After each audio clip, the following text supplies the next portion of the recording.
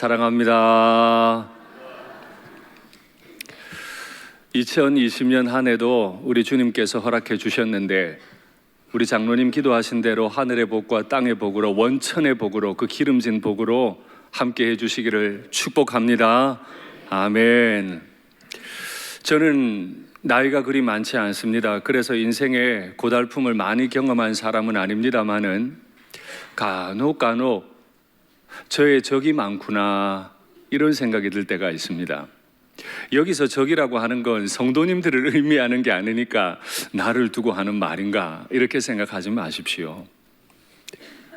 때로는 잘 안 풀리는 환경들, 때로는 가족들일 수도 있겠습니다. 뭔가 마음대로 안 되고 마음이 우울해지고 힘든 일들이 분명히 있죠. 그런 일들은 2019년에도 있었고 2020년에도 얼마든 인생이기 때문에 있을 겁니다. 제가 수주 전에 82년생 김지영이라는 소설을 소개해드린 적이 있습니다. 그 책을 읽고 또 영화도 봤거든요. 너무 많은 감동이 돼서 남자 제자 반, 여자 제자 반 필독서로 다 읽혔습니다. 그리고 우리 교역자들은 독후감까지 다 써냈습니다. 왜냐하면 이 시대를 살아가는 여성들의 아픔을 목회자가 알아야 할 것 같아서 그걸 읽고 여성들의 아픔을 좀 공감할 수 있으면 좋겠다. 이제 그런 고민이 있었던 거죠. 전세 대란이 지금 일어났습니다. 그래서 어지간한 젊은 부부는 전세 얻을 힘이 되지를 못합니다. 그러다 보니 다 맞벌이로 내몰려요. 원해서 하는 건 아름다운 일이지만은 살기 위해서 아이를 두고 어쩔 수 없이 맞벌이 하는 부부도 많은데요. 맞벌이 하다가 아이를 가져요. 회사 다니기가 어렵죠. 열심히 다녔지만 출산할 때 회사 갈 수는 없잖아요. 그래서 육아휴직을 합니다. 육아휴직 자체도 어려운 일이지만은 휴직 마치고 복직을 하려 하면 그렇게 사람들이 반기는 눈빛이 아니에요. 자신 스스로도 일이 낯설죠. 많이 어렵습니다. 그러다 부부간에 다툼이 일어나기도 하고 많은 갈등을 경험하기도 해요. 너무너무 사랑해서 결혼한 남편이고 아내인데 그런 일들로 자꾸 마음 불편한 일들이 자꾸 생기는 거죠. 대학생들도 마찬가지죠. 10년 동안 대학 등록금이 동결된 상태입니다. 그렇다 하더라도 취업하지 못하면 4년 동안 대출받았던 등록금은 고스란히 빚으로 남아요. 작은 빚이 아닙니다. 그 빚이 있기 때문에 결혼은커녕 연애도 못합니다. 빚이 있는 남자한테, 빚이 많은 여자한테 누가 시집장가 가려고 하겠습니까? 그러니 마음이 낙심이 돼요. 세상에 대한 원망만 생겨요. 어른들은 또 어때요? 우리나라가 가장 힘들고 어려운 시절 다 겪으셨잖아요. 일제치하도 6.25 전쟁도 그 가난했던 보릿고개도 다 견디고 자식들한테 다 내주셨죠. 그리고 이제 내가 조금 편히 쉴 수 있으려나 했는데 자식들이 취업을 못해요. 내 노후 감당하기도 힘든데 젊은 자식들 앞길도 열어줘야 되고 참 기가 막힙니다. 더 심각한 질문 하나가 있죠. 언제쯤 이 고민이 끝이 날까요? 2020년에는 다 해결되는 걸까요? 2021년에는 다 해결이 되는 걸까요? 이런 질문들이 우리를 숨막히게 합니다. 이런 환경들이 다 내 대적된 것 같아요. 오늘 본문을 시작하면서 다윗은 전혀 다윗 같지 않게 말해요. 여호와여, 나의 대적이 어찌 그리 많은지요. 일어나 나를 치는 자가 많습니다. 이건 시라기보다 직설적으로 그냥 쏟아냈어요. 대적이 많습니다. 때리는 사람이 많습니다. 시편 23편은 아름다운 서정시들보다 훨씬 더 아름답다고 저는 생각해요. 그런데 문학 비평을 전공했던 제 입장에서 볼 때 이 시편 3편의 시작은 전혀 시가 아니에요. 그냥 감정이 넘쳐버렸어요. 정제되고 절제되지 않았어요. 그대로 쏟아져 나와버렸죠. 한마디로 감정이 폭발했다는 뜻입니다. 순화시키지 않았다는 뜻이죠. 시편 3편의 표제를 보면 왜 다윗의 감정이 절제되지 않고 순화되지 않고 폭발했는지 알 수 있어요. 그의 아들 압살롬을 피하여 도망하던 때에 압살롬이 반역을 해서, 그의 아들이 자신을 반역을 해서 도망 다닌 사건 때문에 나온 시입니다. 그러니 감정이 절제가 되겠습니까? 남들 다 반역하는 것도 힘든데 내 새끼가 날 반역했으니 이걸 어떻게 견디겠어요? 그러니 대적이 많아도 너무 많게 보이는 거죠. 그런데 여러분 그거 아시죠? 아무리 대적이 많아도 다윗은 이길 수 있어요. 다윗이니까 많은 대적을 이길 수 있습니다. 여러분 골리앗을 이긴 장면을 생각해 보십시오. 사울의 군대를 이긴 장면을 생각을 해 보십시오. 아무리 반역한 사람이 많아도 다윗이 이기지 못하겠습니까? 그런데 이런 말이 귀에 들리네요. 그는 하나님께 구원을 받지 못한다. 셀라, 이렇게 되어 있죠. 여러분들이 성경 읽으실 때 읽지 않은 부분, 셀라. 이 셀라라고 하는 뜻은 몇 가지로 크게 나눠 볼 수 있는데, 첫 번째 의미는 탄식하는 추임새입니다. 아휴, 주여, 이런 뜻입니다. 그는 하나님께 구원받지 못한다고 말하네요. 주여, 이런 뜻이에요. 왜 다윗이 구원받지 못할까요? 천하의 다윗인데, 골리앗 앞에서도 사울 앞에서도 다 구원받은 다윗인데 왜 다윗이 구원받지 못해요? 오늘 본문의 배경이 압살롬의 반역이라 그랬습니다. 다윗은 얼마든 공격하고 칠 수 있어요. 많은 대적을 이길 수 있어요. 그러나 이길 수 없습니다. 또 이겨서도 안 됩니다. 다윗이 이기면 그의 아들 압살롬이 죽기 때문이에요. 그래서 그는 그가 지은 시온성을 버리고 도망할 수밖에 없었죠. 그때 큰 아픔에 관해 사무엘하 15장 말씀을 한번 보시죠.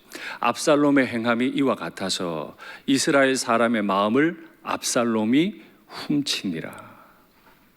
압살롬이 다윗성, 시온성 바깥에 있으면서 왕에게 나오는 모든 사람들을 만나고 그를 설득해서 백성들의 마음을, 왕을 향하던 마음을 다 도둑질해 갔단 말입니다.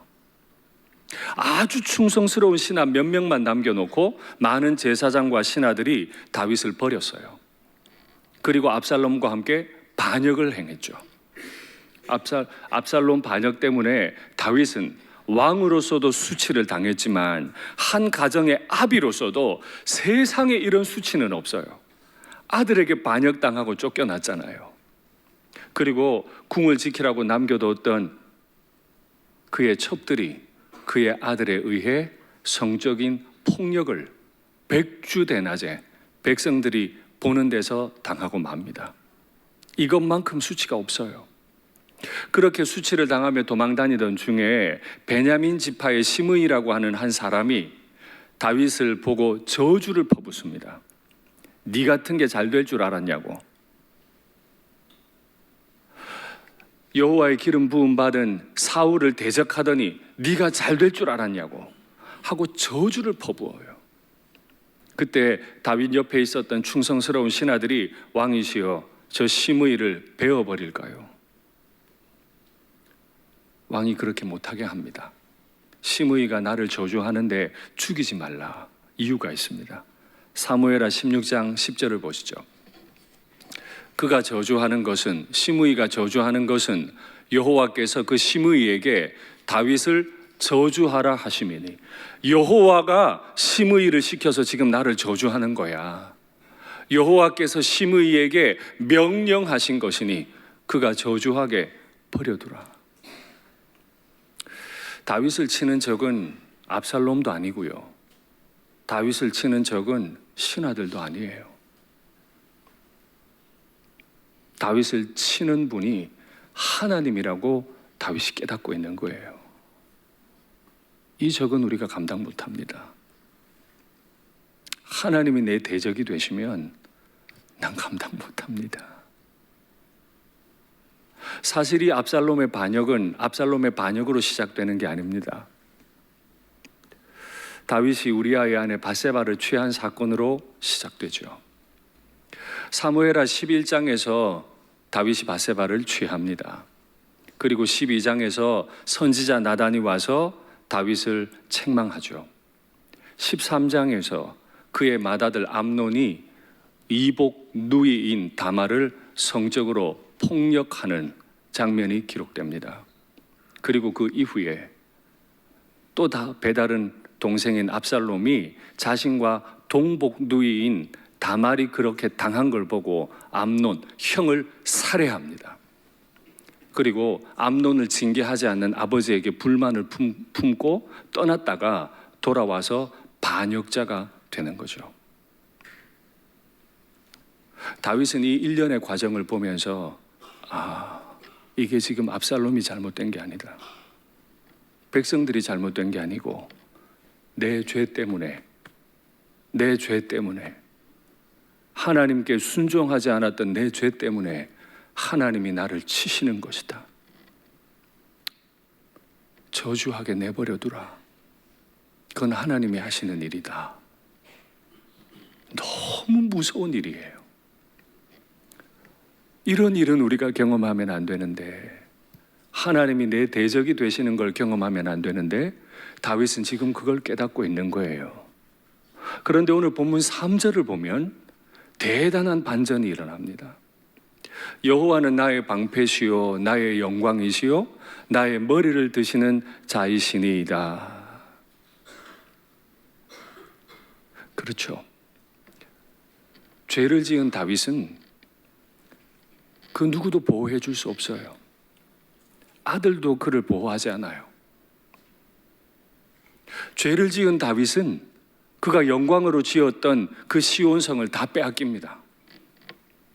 죄를 지었던 다윗은 너무 수치스러워서 고개를 들지 못합니다. 감히 머리 들지 못해요. 그러나 하나님을 묵상했던 다윗은 그 수치와 저주 가운데서도 하나님은 나의 방패가 되십니다. 하나님은 나의 영광이 되십니다. 비록 내가 죄인이지만 날 용서하신 하나님 때문에 내가 내 머리를 들 수 있습니다. 이런 반전이 일어나는 거죠. 2020년 첫 주일을 보내면서 우리가 마음에 다짐하는 것 하나 있습니다. 마음으로 하나님을 묵상하십시오. 묵상하지 않으면 이 염치 없는 자는 감히 하나님 앞에 설 수가 없어요. 이 모자라는 능력으로, 지혜로, 인격으로 어떻게 목회 감당합니까? 어떻게 직분을 감당해요? 저는 담임 목사에게 어울리는 지혜도 인격도 없는 사람이에요. 사역적인 구멍도 너무 많아요. 실수도 너무 많아요. 전 직분에 합당하지 않아요. 한 가정의 가장으로도 합당하지 않아요. 그만둘까요? 그럴 수 없잖아요. 그러니 내가 할 수 있는 것, 하나님을 묵상하는 것이죠. 하나님을 묵상한다는 것, 나를 용서하신 하나님을 묵상한다는 것, 바로 그것 때문에 내가 내 목소리로 여호와께 부르짖으니. 감히 어느 안전이라고 나 같은 죄인이 목소리를 내서 하나님 앞에 기도합니까? 이 수치를 당하고 있고 말할 수 없이 큰 죄를 지은 죄인이 감히 누구에게 기도할 수 있습니까? 그러나 자신을 사랑하시는 하나님 묵상하면 이 부끄러운 죄인도 내 목소리로 여호와께 부르짖을 수 있게 되는 거죠. 우리가 이 순간에 할 수 있는 딱 한 가지, 아들에게 살려달라고 비는 것도 아니고 신하들에게 도와달라고 비는 것도 아니고, 이 절체절명의 순간에 내가 할 수 있는 딱 한 가지, 주님 묵상하고 엎드려서 여호와께 이 죄인의 목소리로 하나님께 부르짖는 것인 줄 믿습니다. 이건 심리학적으로도 얼마든 설명 가능합니다. 시카고 대학교의 심리학 박사였고 풀러 신학교의 심리대학원 원장이셨던 교수님이 쓰신 글을 한번 확인하시죠. 분노를 다스리는 전문가가 되려면 자신에 대한 건강하고 긍정적인 의식이 있어야 한다. 지금 다윗은 분노가 여기까지 차 있겠죠.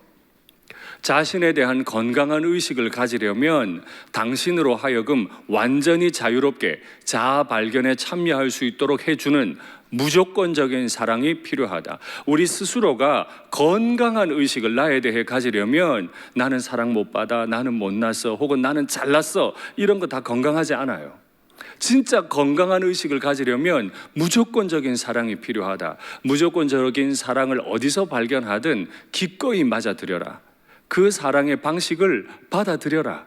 무조건적인 사랑을 위해 모든 것을 포기하라. 그 무조건적인 사랑 하나 얻기 위해서라면 다 포기하라는 거예요. 왜요? 이 사랑이 있어야 회복되니까요. 그는 하나님께 구원받지 못한다, 이 절망적인 소리 때문에 셀라 주여 했던 다윗이지만은 무조건적인 사랑을 베푸시는 하나님을 경험하니까 여호와여, 여호와는 나의 방패요 영광이요 나의 머리를 드시는 분입니다. 그래서 내가 내 목소리로 여호와께 부르짖으니 그의 성산에서 응답하십니다. 셀라, 이렇게 돼 있죠. 셀라의 두 번째 의미, 할렐루야라는 뜻입니다. 우리나라 전통적인 말로 바꾸면 얼쑤, 이런 뜻입니다. 아이고, 이러던 시인이 얼쑤 하고 바뀌는 거예요. 어떻게 바뀌어요? 하나님에 대한 묵상 때문에, 그의 무조건적인 사랑 때문에, 그 지친 영혼이, 그렇게 수치를 당하고 있는 영혼이, 저주를 받고 있는 것 같은 그 영혼이 얼쑤 진짜 다윗 같죠. 법궤가 그의 성에 들어올 때 다윗이 춤을 추었잖아요. 하나님이 자신을 용서하신 걸 생각하고 얼쑤 하나님이 그의 성산에서 기도 들으신 걸 믿고 얼쑤 춤추게 됐죠. 그 다음에 이어지는 고백이 기가 막힙니다. 내가 누워 자고 깨었으니, 때가 어느 때인데 누워 잡니까? 아들이 반역을 했어요. 왕이 쫓겨났어요. 나라가 절단났어요. 때가 어느 때인데 잠이 와요. 때가 어느 때인데 자기를 자요. 그런데 내가 누워 자고 깨었으니 주께서 나를 붙드심이라. 할렐루야. 살아가는 동안에 우리는 다 인생이기 때문에 어려움 겪습니다. 고통당합니다. 그러나 나를 붙드시는 하나님 생각하면 편안히 잠들 수도 있고 깨어날 수도 있는 줄 믿습니다. 가정에 어떤 어려움이 있으세요? 어떤 기도 제목이 있으세요? 어떤 서운함이 있으세요? 다 하나님께 내놓으시죠. 어떤 죄를 지으셨어요? 내 목소리로 하나님께 부르짖으십시오. 성산에서 그 기도를 들으시고 우리를 붙잡으실 줄 믿습니다. 다윗이 하나님을 묵상하더니 갑자기 사람이 바뀌었어요. 천만인이 나를 애워싸 진친다 하여도 나는 두려워하지 아니하리이다. 세상에, 이제 시인 다윗으로 돌아왔어요. 사람이 많아요? 나를 때리는 사람이 많아요? 이러더니 시적인 언어로 바뀌어 갑니다. 천만인이 나를 애워싸 진친다 하여도 눈을 감고 생각합니다. 저 시온성 안에 가득 차 있는 반역의 무리들, 그 시온성 밖으로 나와서 나를 쫓아다니려고 하는 천만인, 나를 애워싸 진치는 것 같은 그 느낌이 드는 거죠. 그러나 나는 두렵지 않습니다. 이게 상상력이죠. 여러분, 모든 상상이 다 현실이 되는 건 아닙니다. 그러나 하나님에 대한 상상, 다른 말로 바꾸면 묵상, 이 상상은 반드시 현실이 됩니다. 하나님의 꿈을 꾸고 하나님과 함께 생각한 모든 일들은 반드시 현실이 될 줄 믿습니다. 그래서 힘을 얻는 거예요. 그래서 우리는 새벽마다 밤마다 묵상하자는 거예요. 그래서 하나님 바라보자는 거죠. 여러분, 이 어려움들 중에 하나님 묵상하고 힘을 얻은 목사님 한 분을 소개해 드릴게요. 여러분 잘 아시는 마틴 루터 킹 목사님입니다. 이분은 흑백 차별이 한참 진행되고 있던 미국에서 흑백 차별을 없애기 위해 몸을 던진 분이시죠.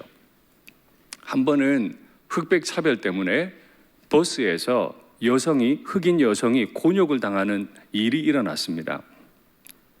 당시 버스에는 운전석 바로 뒤부터 중간까지는 백인들이 앉게 돼 있고 그 뒤로 흑인들이 앉게 돼 있었습니다. 그런데 하루는 백인들 좌석이 꽉 찬 거죠. 그래서 한 백인이 앉지 못하고 있으니까 기사가 흑인들 일어나, 백인 앉아야 돼. 근데 한 여성이 일어나질 않았어요. 그러니까 기사가 고발을 했어요. 감히 백인을 무시했다는 거죠. 그러니까 법원에 재판받는 일이 일어난 거죠. 이걸 알고는 흑인들이 버스 보이콧 운동을 한 거예요. 그러면 우리 버스 안 탈게. 버스 회사가 유지되나 보자. 버스 회사가 망할 뻔했어요. 이게 버스 보이콧 운동입니다. 이 일을 진행했을 때 루터킹 목사님이 굉장히 어려움을 당했거든요. 그 내용을 한번 보시죠. 저항운동의 책임을 떠맡자마자 우리 집에는 협박 전화와 편지가 날아들기 시작했습니다. 여러분, 무슨 못된 짓 했는데요? 하나님의 뜻을 따라 흑인이나 백인이나 다 하나님의 사람이다. 하나님의 뜻을 행한 거고 정말 사람다운 일을 했는데 협박 편지가 날아들기 시작했대요. 특히 버스 승차 보이콧 운동이 고조에 달했던 날이었습니다. 3일 후 우리 집은 폭파됐습니다. 백인들이 와서 루터킹 목사님의 집을 폭파해버린 거예요. 이상하게도 나는 폭파의 소식을 침착하게 받아들였습니다. 하나님에 대한 체험은 내게 새로운 힘과 믿음을 주었습니다. 나는 그때 하나님께서는 우리에게 생의 폭풍우와 같은 문제들에 대처할 내적 힘을 주실 수 있는 분이라는 것을 알았습니다. 하나님께서는 내적 힘을 주실 수 있는 분. 집이 폭파당했는데 계속 협박을 받는데 이 일을 계속 할 수 있도록 내적 힘을 주시는 분, 그분이 하나님이시래요. 그러니 우리가 새벽마다 밤마다 하나님을 묵상해야 하지 않겠습니까? 그래야 우리가 바른 길을 끝까지 갈 수 있지 않겠습니까? 그래서 저는요, 하루 3번 시편 23편을 암송합니다. 소리로 중얼중얼 암송해요. 새벽 기도 가려고 눈을 뜹니다. 알람을 딱 끄고 처음 하는 게 23편 전체를 암송합니다. 출근해서 자리에 딱 앉아서 처음 하는 일이 23편 암송.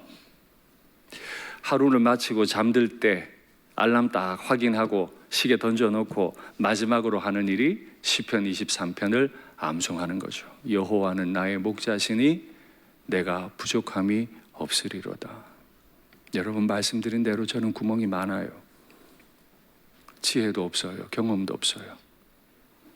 하나님 앞에 망극한 죄인이에요.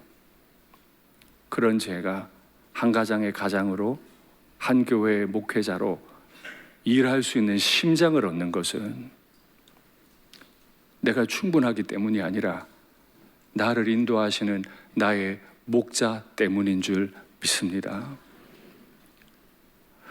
골리앗 앞에 섰던 다윗의 기백, 사울의 군대 앞에서 사울을 죽이지 않던 그 여유, 어디서 왔습니까? 다윗의 인격에서 왔습니까? 아니죠. 하나님을 묵상했던 그 묵상으로부터 영적인 용기와 그 기백과 그 지혜와 여유가 나온 줄 믿습니다. 말씀을 맺겠습니다. 매일매일 거절당할 수도 있습니다. 매 순간 뺏기고 또 뺏길 수도 있습니다. 그런데요, 절대로 뺏기면 안 되는 하나 있습니다. 내 간구를 들으시고 이 죄인의 염치 없는 기도를 들으시고 그의 성산에서 응답하시는 그 하나님 뺏기시면 안 됩니다. 새벽마다 밤마다 그 하나님의 이름 붙드시고 부르시고 은혜 충만하신 2020년 되시기를 간절히 바랍니다.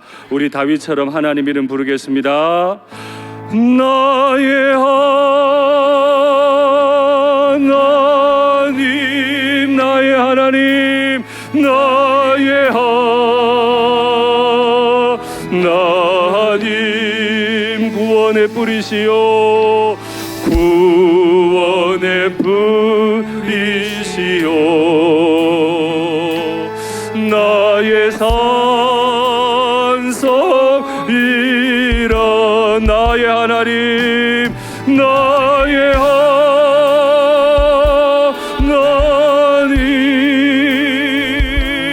나의 하나님. 그는 나의 여호와, 그는 나의 여호와, 나의 구세주, 나의 구세. 다시 한번 다윗처럼 부를까요? 나의 하나님, 나의 하나님,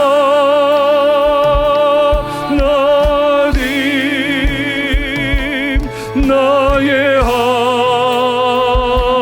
염치 없지만 하나님을 부릅니다. 구원의 뿌리시오, 구원의 뿌리시오. 나의 산성이라, 나의 산성이라,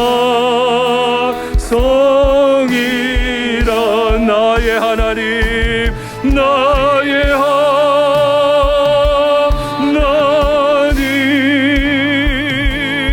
나의 하나님. 그는 나의 여호와, 그는 나의 여호와, 나의 구세주, 나의 구세. 눈을 들어 주를 보라, 눈을 들어 주를 보라.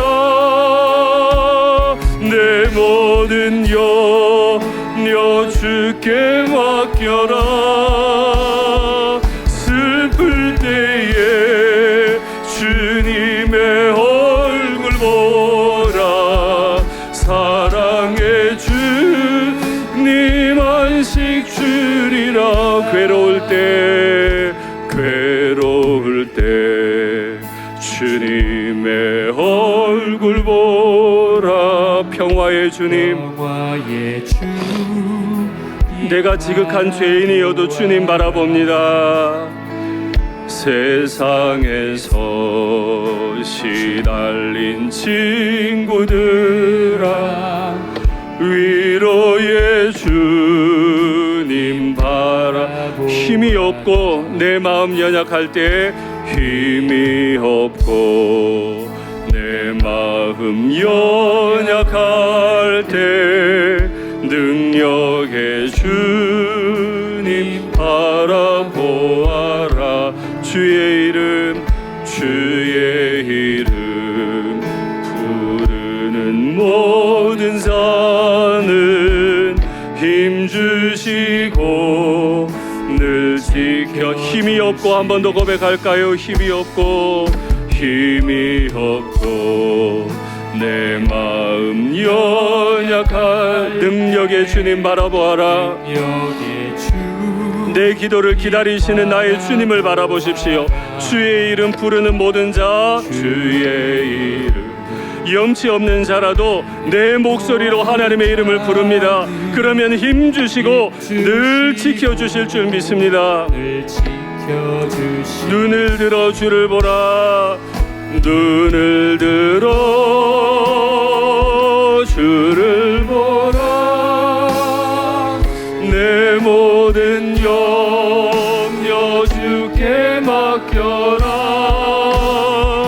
슬플 때에 주님의 다시 한번 고백할까요? 염치 없지만 내 눈을 주님께로 듭니다. 눈을 들어 주를 보라. 내 모든 염려 주께 맡겨라. 슬플 때에 주님의 얼굴 보라. 사랑의 주님 안식 주리라. 여러분 눈을 감고 한번 기도의 제목을 받으시겠습니까? 지난 12월 31일 교역자들과 종무 예배를 드리고 1월 2일 시무 예배를 그 아침에 드리는데요, 얼마나 눈물이 나던지요. 2020년을 목회해갈 힘도 지혜도 제게 없는 걸 제가 알고 2020년이 너무 두려운 거예요. 과연 내가 목회할 수 있을까? 과연 나는 한 가정의 가장으로 또 아들로 잘 살아갈 수 있을까? 이런 두려움이 제게 와서 자꾸 눈물이 나더라고요. 이런 저에게 힘 주실 수 있는 분은 오직 하나님 한 분이시죠. 제가 붙잡았던 하나님, 여러분도 좀 붙잡으시겠습니까? 어떤 골리앗이 있어도 이길 수 있어요. 어떤 사울이 있어도 이길 수 있어요. 그런데요, 내게 치명적인 적 하나가 있죠. 압살롬. 그를 만나면 저는 무너져요. 그 무너진 다윗이 주님 묵상하고 회복된 것처럼 나를 무조건 붙들어 주시는 내 사랑의 하나님을 한번 붙잡으시면 좋겠습니다. 이 시간에 어떤 아픔과 두려움을 가지고 오셨습니까? 믿지 않는 가족들 가운데서 얼마나 숨막히게 신앙생활하고 계십니까? 우리가 잘못한 것도 없는데 왜 이렇게 마음이 힘듭니까? 또 얼마나 우리는 모자랍니까? 하나님 앞에 엎드려 한번 하나님 날 도와주시옵소서. 하나님의 이름을 염치 없지만 만극하지만 하나님의 이름을 우리의 목소리로 한번 부르고 기도하겠습니다. 주여. 하나님 아버지, 이 시간에 하나님 앞에 엎드립니다. 목회에 갈 힘이 없습니다. 목회에 갈 능력도 없습니다. 하나님, 때로는 도망가고 싶은 생각도 들기도 합니다.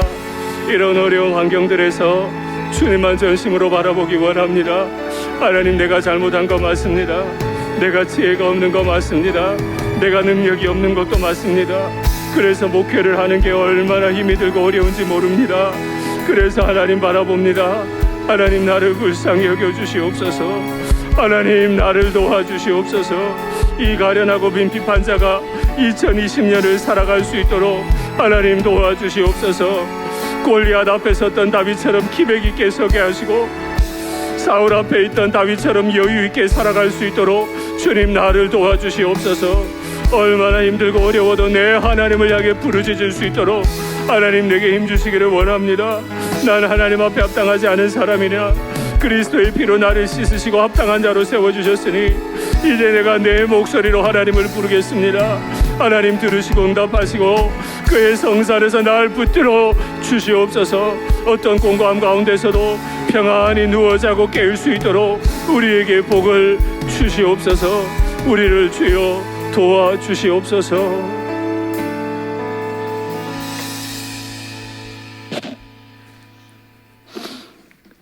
사랑하는 하나님 아버지,